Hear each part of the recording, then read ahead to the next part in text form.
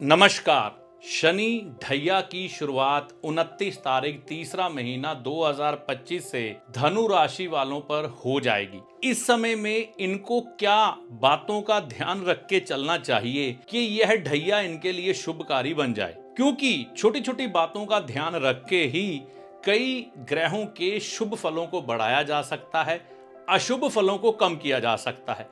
कुछ एक उपाय इस ढैया के समय में धनु राशि वाले, धनु लगन वाले या धनु नाम राशि वाले लोग जिनके पास अपनी जन्म पत्रिका नहीं है वह भी कर सकते हैं। और यह उपाय बड़े साधारण हैं, आम है, हर एक व्यक्ति इन उपायों को करके चल सकता है, जिससे कि 2025 से 2027 का यह समय शनि देव की ढैया से जो जुड़ा हुआ है आपके लिए शुभकारी बन जाए। तो आइए जानते हैं धनु राशि वालों के लिए कौन से उपाय और कौन से परहेज हैं जो उनको इस समय में करने चाहिए।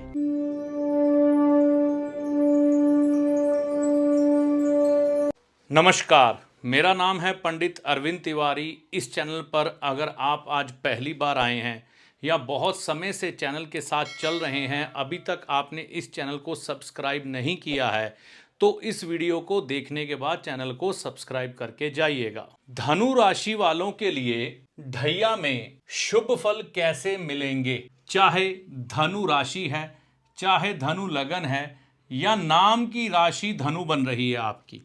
अगर आपके पास जन्म पत्रिका नहीं है, अगर जन्म पत्रिका है तो सबसे प्रथम वह है, अगर नहीं है तो नाम राशि से आप देख सकते हैं। तो आपकी राशि से, यहां पर लगन की बात नहीं कर रहा हूं, राशि की बात कर रहा हूं। जन्म की राशि से शनि देव चौथे भाव में आ जाएं तो यह ढैया की शुरुआत मानी जाती है। 29 तारीख तीसरा महीना 2025 को शनि देव कुंभ राशि से निकलकर मीन राशि में आपकी राशि के अनुसार चौथे भाव में आ जाएंगे, जिसे हम कहेंगे कि धनु राशि वालों को ढैया की शुरुआत हो गई। तो कुछ एक परहेज होते हैं जो हमें शनि देव के बारे में ध्यान रखने होते हैं, जैसे कि शनि देव यहाँ पर 2.5 साल व्यतीत करेंगे। तो ये समय कितना होगा? 2025 से 2027 तक का समय। तो ऐसे समय में हमें किन बातों का ध्यान रखना है और किन उपायों को लेकर चलना है जिससे कि आपको लाभ मिल सके। लाभ, एक बात समझ लीजिए, लाभ लेने के लिए सबसे पहले कुछ एक बातों का ध्यान रखिए। अगर आप मजदूरों का पैसा मारते हैं या किसी व्यक्ति से काम करवाते हैं, उसको उसकी मेहनत ही नहीं देते, तो सुधर जाएं, उसका पैसा उसे देना शुरू करें वापस। आप तामसिक भोजन करते हैं, अगर आप शराब पीते हैं, नॉनवेज खाते हैं, अंडे खाते हैं, तो यह आपको त्यागने पड़ेंगे, तभी शनि से शुभ फल की उपेक्षा करिएगा। अगर आपका रवैया आपकी माता के प्रति सही नहीं है तो वह सही करना पड़ेगा। अगर आप पारिवारिक जिम्मेवारियों को अच्छी तरह से नहीं निभा रहे तो उनको निभाना पड़ेगा, क्योंकि शनि अगर आप इन आदतों के ऊपर चल रहे हों तो आपको दंडित करेंगे। तो सबसे पहले मैं आपको कुछ एक डूज एंड डोंट बताना चाहूँगा, परहेज कर लीजिए। घर में अगर आपके कंस्ट्रक्शन लगे, क्योंकि शनि जब भी यहाँ पर आएंगे तो देखने में आता है कि आपके घर में कुछ एक, मतलब इस समय में मजदूर आ सकते हैं। कोई तोड़ फोड़, कोई छोटा काम जो छूट गया था बड़ी देर से, उसे पूरा करने की तरफ आप बढ़ सकते हैं। ये कब होगा? जब आपको गुरु ग्रह की दशा लगी हो, यानी कि अंतरदशा, महादशा, या शुक्र ग्रह की अंतरदशा, महादशा, चंद्र ग्रह की अंतरदशा, महादशा में अगर आप हो तो आपको घर में थोड़ी बहुत तोड़ फोड़ करनी पड़ती है और घर की खूबसूरती इस समय में बढ़ती है। तो रात के समय में आपको मजदूरों से काम बिल्कुल भी नहीं करवाना है इस समय में, ये याद रखें। आपको अपने घर में इस समय पुराना लोहा बिल्कुल भी नहीं लेके आना, चाहे वह वाहन ही क्यों ना हो। वाहन भी अगर आप खरीदेंगे तो नया खरीदेंगे, और घर में अगर कोई लोहा लगाने की ज़रूरत पड़ी तो वह लोहा नया खरीद के लाएंगे। पुराना लोहा खरीद के नहीं लाएंगे। अगर आपको कुछ एक लगे कि सेहत में खराबियां चल रही है, देखिए शनि देव थोड़ी सी ना शीतलता रखते। शीतलता मतलब शनि का जो स्वभाव है थोड़ा ठंडा है, क्योंकि ये चलते भी धीरे हैं।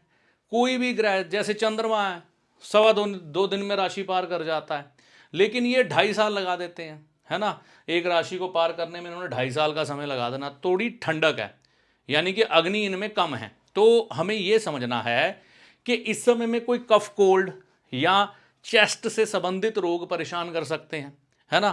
तो ऐसे समय में, या पैरों से जुड़ी कोई तकलीफ आ सकती है, तो ऐसे समय में अगर आपको कोई भी सेहत की परेशानी आए, आप बिल्कुल डॉक्टर के पास जाएं, उसकी एडवाइस लें, जो आपको सुझाया जाता है वो दवाई लें, चाहे एलोपैथी है चाहे आयुर्वेदिक है।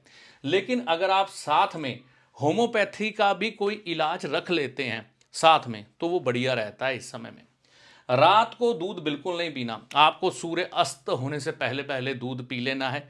कुछ एक उपाय हैं, कर लेने चाहिए। सबसे पहले गुरुवार के दिन पीपल का पेड़ लगाएं।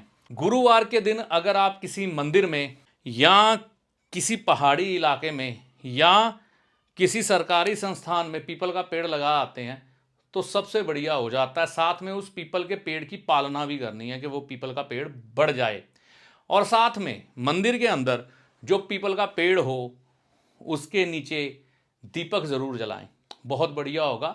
दीपक जलाएं शाम के समय शनिवार के दिन। भगवान शिव की आराधना करनी शुरू कर दें, ठीक है, जो अपने परिवार के साथ मंदिर में विराजमान होते हैं। बंद पड़ी परंपराओं को शुरू करें। देखिए जब भी शनि यहां पर आते हुए दिखाई देते हैं ना चौथे भाव में, तो आपके घर की जगह है, ये घर है, आपका मकान है, तो परिवार में, घर में कुछ एक मान्यताएं बड़े लंबे समय से चली आ रही होती है।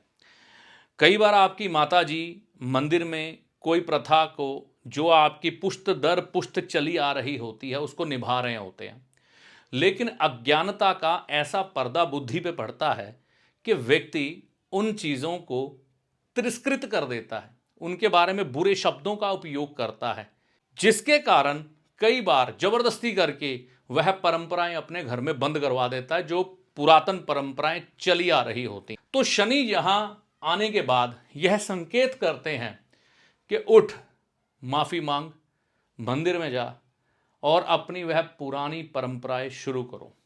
अगर आप अपने देवी देवताओं का त्याग कर देते हैं, अपने पितरों का त्याग कर देते हैं, अपनी कुल देवी कुल देवता का त्याग कर देते हैं, तो जीवन में कष्ट तकलीफ आनी पक्की हो जाती है। वह परंपरा को शुरू करें, खुद शुरू करें। जो आपके परिवार की रीत चली आ रही थी, आपने बंद कर दी थी, तो उसकी शुरुआत करवा दें। परिवार के साथ इस समय में समय बिताना बहुत ज्यादा जरूरी होता है। शनिदेव विच्छेदात्मक ग्रह हैं, यह हर चीज को तोड़ देते हैं। आपका जिस चीज से मोह होता है ना, आपको उससे दूर करने की कोशिश करेंगे। तो यहां पर ये चौथे भाव में आने के बाद क्या करेंगे, मैं खुल के बात करता हूं, ये आपके परिवार से आपको दूर करने की कोशिश करेंगे, या आपका कोई परिवारजन आपसे दूर हो जाएगा। हो सकता है उसे दूर किसी स्थान पर जाना पड़े, तो कुछ भी कारण बन सकता है। इस समय में अपने परिवार के साथ क्वालिटी टाइम स्पेंड करें, अपने परिवार के साथ समय बिताने की कोशिश जरूर करें, इससे आपके शनिदेव अच्छे होंगे। अगली चीज जो आपने याद रखनी है, अगर तो आपके माताजी आपके साथ हैं तो माता का आशीर्वाद शाम के समय आपने जरूर लेना है। यह छोटी छोटी बातें जो हैं शनिदेव की धनु राशि पर जो ढैया लगने वाली है उससे बचाव करेंगे। वैसे धनु राशि, धनु लगन वालों के लिए इतना कोई बुरा समय चिंता करने वाले नहीं लेके आ रहे शनिदेव। समय के संकेत तो शुभ हैं, लेकिन कई चीजें होती हैं जिनको हमें सुधार कर चलना ही बेहतर रहता है। होता क्या है, व्यक्ति अपनी तरफ से छोटी मोटी गलतियां करता हुआ चल रहा होता है, उसे आभास भी नहीं होता। तो उन गलतियों के कारण कई बार उन्हें बहुत बड़ा नुकसान उठाना पड़ता है और इतना बढ़िया ग्रह आकर भी ऐसे ही निकल जाता है। जैसे कि यह शनिदेव आपकी पत्रिका में धन भाव को दिखा रहे हैं, तो यह धन भाव के स्वामी बनकर कहां पर जा रहे हैं? आपके चौथे भाव में, यानी कि धन कहां खर्च होने वाला है? आपके परिवार पर, आपके घर पर, आपकी माता पर, आपके सुखों पर। तो सुख मकान में भी है, सुख गाड़ी में भी है, सुख माता के चरणों में भी है, सुख अपने परिवार के साथ जो हम समय बिताते हैं वहां पर भी है, और सुख यात्राओं में भी है। तो क्योंकि शनिदेव यात्राओं के भी, छोटी यात्राओं के स्वामी बनकर यहां पर आ रहे हैं, तो आपको इस समय में छोटी छोटी यात्राओं का भी अवसर प्रदान करेंगे। शनिदेव अध्यात्म की तरफ जरूर लेके जाते हैं। अगर आपके शनि या केतु पहले ही यहां पर हुए तो आप देखिएगा आप पहाड़ की तरफ जाते हुए दिखाई देंगे। कोई ना कोई पहाड़ की यात्रा आप प्लान कर लेंगे और आपका मन करेगा कि आप वहां पर जाकर आएं। कि आपकी पत्रिका में शनि कैसे हैं, आपको आपकी पत्रिका में से किस ग्रह की दशा चल रही है ये मैं नहीं जानता, और उस ग्रह की हालत आपकी कुंडली में क्या है ये भी मैं नहीं जानता, ठीक है ना। तो इस समय में क्या किया जा सकता है? देखिए, अगर आप बहुत समय से धनु लगन, धनु राशि वाले तकलीफ में हैं, तो मैं ये कहूंगा आपके शहर में बहुत अच्छे अच्छे ज्योतिषी हैं, आप बिल्कुल उनके पास जाएं।